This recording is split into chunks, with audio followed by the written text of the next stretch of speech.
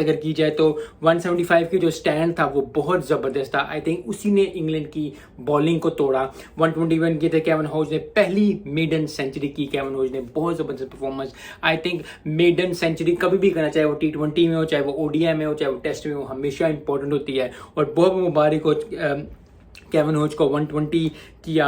अभी भी I think बहुत अच्छी कंडीशन में है वेस्ट इंडीज़। अगर पहला दिन का 1 घंटा निकाल जाता है, क्योंकि जॉर्ज डिसिल्वा 32 पे खेल रहे हैं, जेसन होल्डर जो है वो 23 पे खेल रहे हैं, तो अगर वो अच्छी परफॉर्मेंस देते हैं तो बहुत ज़बरदस्त परफॉर्मेंस हो जाएगी। लेकिन ओवरऑल जो है 175 का स्टैंड जो था रन्स का बहुत ज़बरदस्त। केविन होज ने 120 किया। आई थिंक पहली सेंचुरी बहुत ज़बरदस्त परफॉर्मेंस। 82 किया था ठंजे ने। लेकिन मैं सिर्फ ये कहना चाहूँगा कि जब भी 80-85 पे कोई आउट हो जाता है तो बहुत दुख होता है। मैं हमेशा इस चैनल पे यही कहता हूँ कि जब कोई 80-80 कर जाता है तो अगर आउट हो जाए तो बहुत दुख होता है। लेकिन पार्टनरशिप ज़बरदस्त की, बैटिंग रिक्वायर्ड